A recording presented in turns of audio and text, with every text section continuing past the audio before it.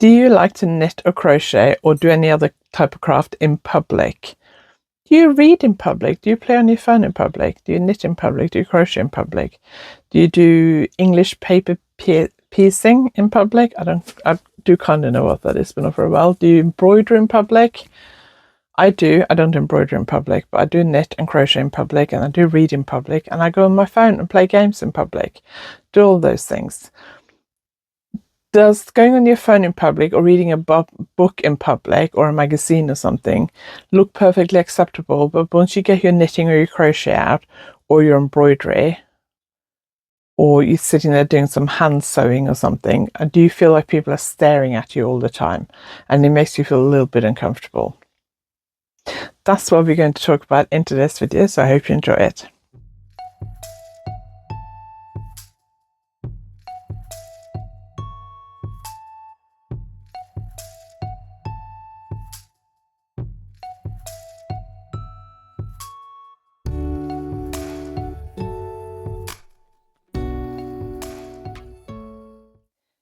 If you're new here, my name is Anniken. I design knitting and crochet patterns. I teach knitting and crochet workshops online and in person, and I sell yarn through my website yarndale.co.uk. If you like this video, please give it a thumbs up, and if you haven't subscribed yet, please consider subscribing.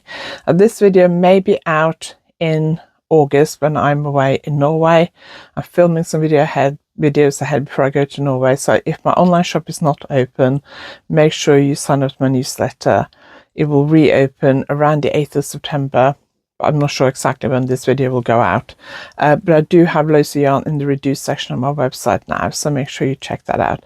Make sure you sign up to my newsletter, because I do sometimes do some special offers, and the best way to find out about them is my newsletter, because videos like this that I record ahead, I don't necessarily know what special offer I'm going to have on, if any, because I don't plan it ahead that much, and then you might miss out on something. So make sure you follow me on my other social media, especially Instagram and Threads, and my Love Lace Knitting Facebook group, and obviously here on YouTube.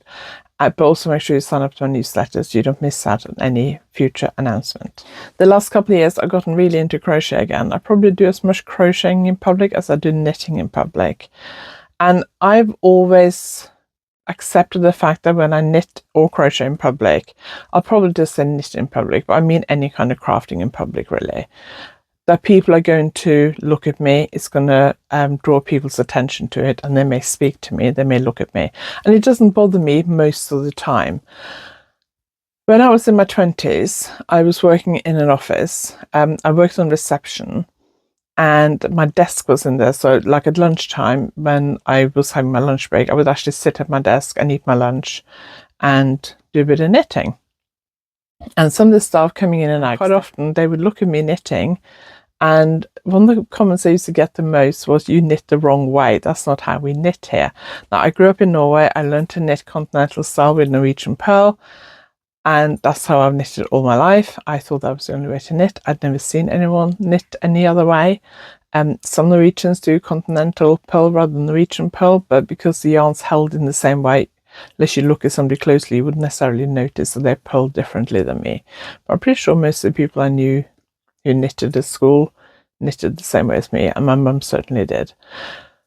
And then I got comments on the way I was knitting and told it was wrong. I mean, at the time I was knitting like a Norwegian stranded colourwork sweater, so with steeks. I'm not sure how much wrong I was doing, but you know, clearly it was working. But that was my first experience of knitting in public with people commenting on it. When I was at secondary school in Norway, we used to knit in class a lot. If the teacher was just talking and we were just listening and didn't have to take notes, we were allowed to knit. Break time we would knit, especially in the winter, because we would quite often be allowed to stay in the classroom, especially for a very long, we had like 20 minutes for our lunch break, and then we had like an hour afterwards, I think it was, or 45 minutes as a sort of free period where they were supposed to run clubs, but that never happened. So we just hung around. And in the winter especially, we were usually allowed to sit in the classroom because it was cold outside. So we would sit and knit, play cards, whatever. Nobody took any notice. It was a normal thing. And then I stopped knitting for a while, and I went back to it. I would take my knitting everywhere. I quickly became very obsessed with knitting, and I would take it everywhere. And I remember I went to a fashion show run by Spinny Yarn in Bovey Tracy in Devon the original owner used to organise regular fashion shows. Usually there were Rowan ones. She also did a Debbie Bliss one, a Louisa Harding one, Sasha Kagan, and probably a couple other people, I can't remember now, but most of them were Rowan ones. And it would be in a local coffee shop. There was a Gilder Craftsman down the road from the shop, and they had quite a big coffee shop upstairs. And I remember going to one of those ones, and I just started teaching at the shop. I started teaching sock knitting there. That was the first place I started teaching. My first knitting workshop was a sock knitting workshop, because the owner of Spinny Yarn asked me if I could teach it because she couldn't find anyone else who could do it. And one of her other teachers suggested she asked me, because she knew I knitted a lot of socks. So I was like, yeah, I can teach socks. How difficult can it be? It's a good thing we don't know what we don't know, because I'm not sure I would have agreed to it if I'd known how challenging teaching socks can be. But because I knitted continental style, people would see me knit continental style, and then they would be interested in learning that. And I went to this fashion show one time, and I was working on the sleeve from Magazine Design, so I wanted to finish it. So I sat there knitting all evening on this sleeve, and loads of people were there. And loads of people were looking at me and commenting on me. And at the time, because this is like 20 years ago, probably close to 20 years ago. So it's a long time ago. So a lot of people there hadn't seen anyone knit continental before. And it was so much interest in it that it really helped my continental knitting workshops take off. So I got used to the fact that everyone walking past me basically looking at me. Also, I was knitting very fast because it was stocking stitch and I had a deadline. But I will usually take my knitting with me. I have knitted in on public transport, planes, train stations, airports, in the car when I'm a passenger, on trains, buses, in hospital, visiting, in my hospital bed after my gallbladder operation, in church, I used to knit regularly during services in the church we used to go to. I used to knit at church meetings. I belonged to the leadership committee in our old church. We haven't been to church since COVID, but the church we used to go to before, I was on the leadership committee for a while, and I was knitting before the meeting started while we were waiting for everyone to arrive. And somebody was commenting on it, and I said to the pastor, I said, do you mind if I knit during the meeting? Because I was worried they thought it'd be rude. And he said, no, I don't mind, you seem to be paying attention. And then I said, well, do you mind if I knit in church during the sermon? Because the sermons are really long. They were like 40-45 minutes quite often. And he said, no, people take notes, people fall asleep.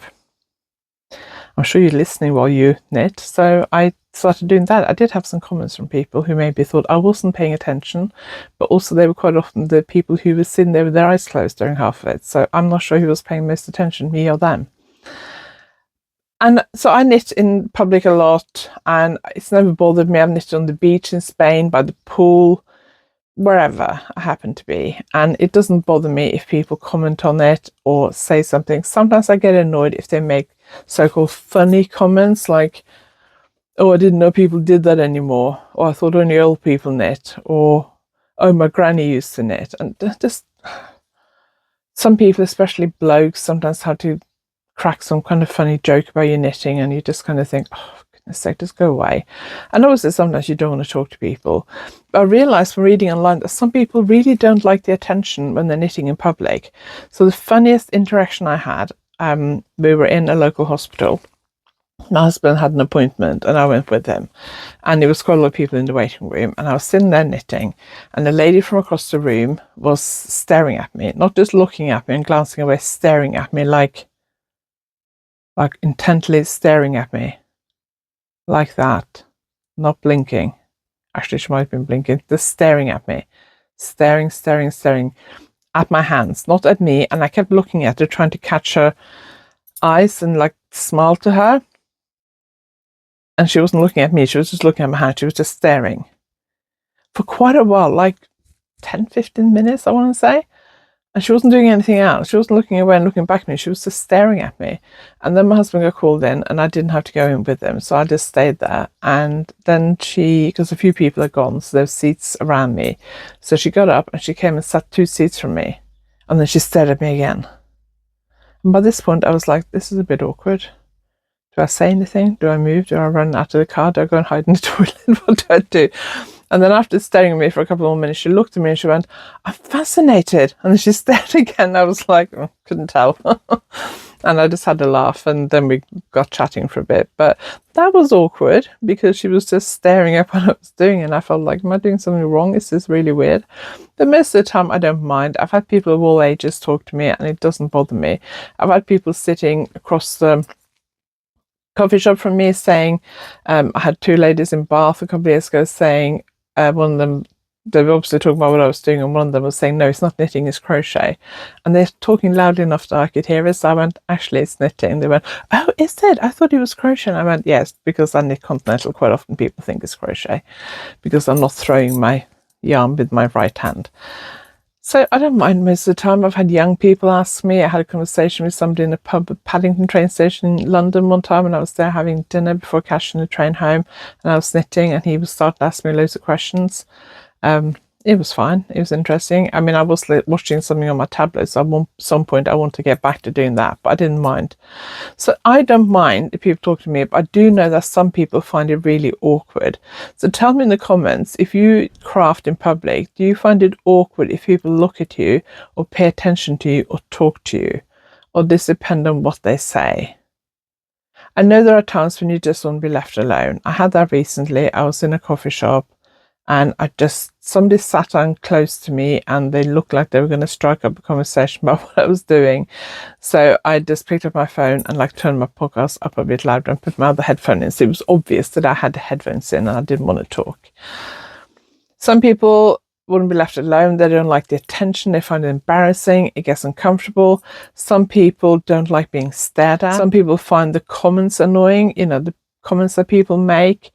Oh, I didn't know anyone did that anymore. Or, yeah, knitting's becoming popular again, isn't it? And you're like, yes, people have been saying that for the last 20 years. So, yes, I know. My granny used to do that. Some of these comments are really annoying, especially when now I don't mind if somebody says my granny used to do that, because loads of my friends are the same age as me are grannies. I'm not, but loads of people my age and younger are, so it doesn't bother me. But some people don't like it. And if you're in your 20s or 30s, or maybe even 40s, someone comparing you to their granny might be a bit annoying. Doesn't bother me. I'm quite thick-skinned, really, and stuff like that. But I know some people find it very annoying and complain about it a lot on social media, about can't people just leave me alone when I'm knitting or crocheting? And I do think if you do something that's unusual in public, people are probably going to look. So if you're reading a book or a Kindle or you're playing on your phone, people aren't paying attention because loads of people do that in public. But if you are doing something that's slightly less common, people probably will look at you.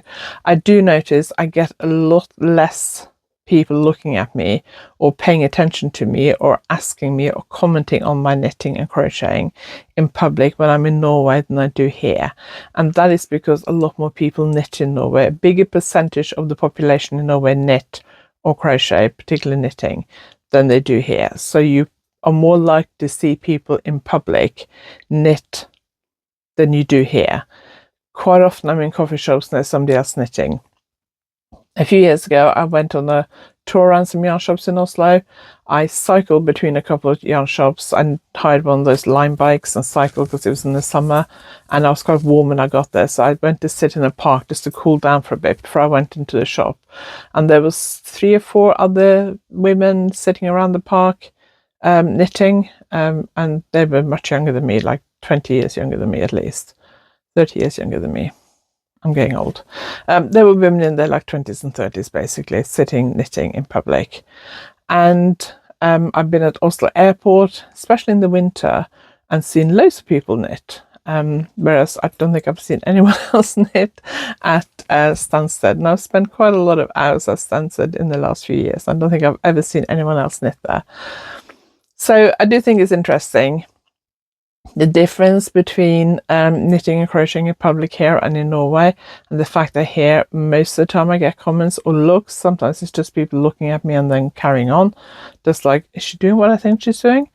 When I was knitting in bed after my gallbladder operation, I had keyhole surgery. It was very smooth and easy, and I felt really good afterwards. I never felt so good after an operation, and I've had quite a few. And after a while, I asked the nurse if she could get my bag out for me because it was underneath the bed. And I got my knitting out and I sat there knitting, and she saw me and she said, right, if you're well enough to sit and knit, I think you can probably get dressed. We'll give you some toast and a cup of tea. And if you can keep that down, you can go home. So she obviously thought if I could knit, I was well enough to go home, which I was. But I was just sitting there thinking I'm a bit bored. I didn't have my phone. I think at the time you still couldn't use phones in hospitals. So I was just sitting there and I thought I might as well knit. So she sent me home early, which was great. So I'm used to knitting in public and crocheting in public. And occasionally, if people make stupid comments, I might get a bit annoyed, but usually I just go, yeah, and, look annoyed, or I just make some stupid comment back, and then people will leave you alone. But I know some people don't like it. So let me know in the comments, what's the most annoying interaction you've had when you're knitting or crocheting or doing any other craft in public? What's the most annoying interaction you've had, people have done to you, said to you? Let me know in the comments. I'd love to hear them. And do you like knitting and crocheting or crafting in public, or do you find it a bit embarrassing and you don't like the attention? Let me know in the comments. It'd be interesting to hear what you think. That's it for today. Thank you very much for watching. I really appreciate it. If you like this video, please give it a thumbs up. And if you haven't subscribed yet, please consider subscribing. Do check out all my social media links and sign up to my newsletter. All the links are below this video, together with all the places I'm teaching this autumn. So go and check that out. And I'll see you next time. Thanks for watching.